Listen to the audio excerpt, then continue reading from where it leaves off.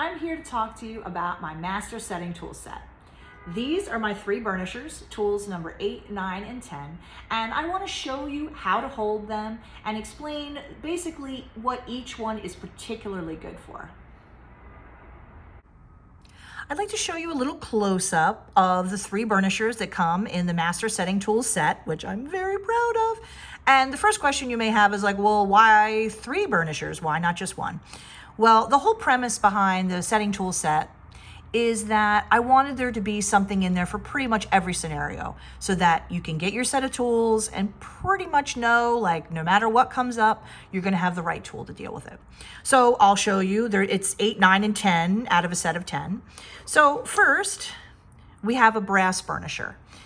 Very highly polished, like you want a burnisher to be. There's no sharp edges around here because always remember, any kind of sharp edge, you know, or point or anything could leave a scratch. And the whole point, I guess that's a jewelry tool pun, is that you want to smooth things out and get rid of scratches. So super high polish, very important.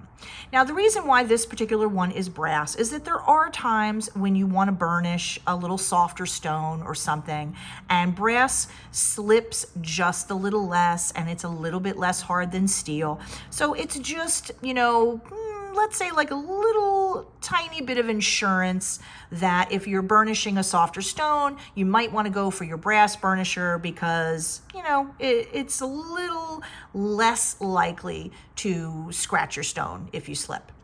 So, and let me show you how to avoid slipping, by the way. The reason that these tools are much shorter than you're used to seeing the ones that have like these ginormous handles, and then when you hold them, the handle like sticks out on the side. That's not really how you want to hold your tool. How you have the best control is by putting this right in the middle of the palm of your hand, like so, and then your hands just snuggle around it. And then usually what I do is my forefinger is right on top, like this, because that way, when I'm using it, I do my patented peeling a carrot move. I have other videos on that. It's basically the best move for getting good control when you're trying to polish. So I use the same maneuver when I'm using a polishing wheel or anything like that. See what I mean? It just gives you lots and lots of control. And I'll do a demonstration on a stone so you can actually see what I mean. But by being able to use the tool in the palm of your hand, basically you get to kind of forget about the tool and just concentrate on what you're doing because you're comfortable and you have plenty of force, because the force basically travels down from your shoulder through your arm and then straight through the handle of the tool right in there. So you get all the force you need and a lot of control, which especially with burnishing is super essential. Okay, so there's the brass burnisher. And then we have the steel burnisher. This is the same shape, highly polished, as you see, and it's set up to be used the same way. Hold it in the palm of your hand, your forefinger right on top, and you have lots of control. You can flip it over also and use it like this, just depending on the shape of what you're burnishing. But basically, I feel like this shape gives you every option you could possibly want. You know, you can flip it like this, you can flip it like this, and you can do whatever it is that you need to do. And like I said, I'll keep repeating the word control, control, control. It really is all about control with everything in jewelry making, but especially setting and cleaning up your settings. So the steel one is basically kind of all-purpose. That might be the first one that you pick up and use in a scenario where you don't have a particularly soft stone. You know, you can go right to this. Okay, so number 10, this is a tungsten carbide burnisher. Now, tungsten carbide is actually much more dense and much harder and more scratch resistant than steel is. So as hard as your steel one is, this is even harder. And this one is a little different shape.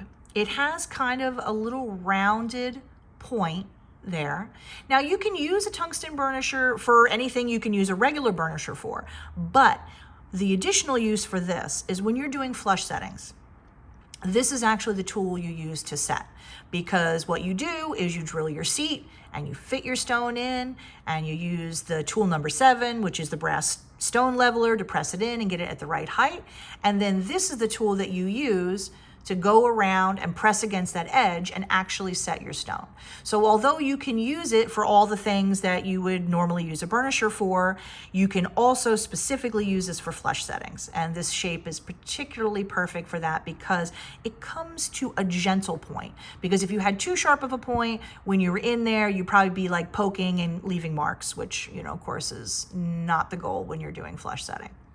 And again, it fits just like the other one, right in the palm of your hand. You can put your forefinger right on top and just control it, just like so. So that's why there are 3 burnishers, even though maybe you're just used to using one, in the Master Setting tool set. I want there to be the perfect tool for whatever scenario happens. And God knows in jewelry making, even though, you know, I think that I've seen it all, you never do. There's always something new that comes up, which keeps it interesting. But these are going to make your life a lot easier.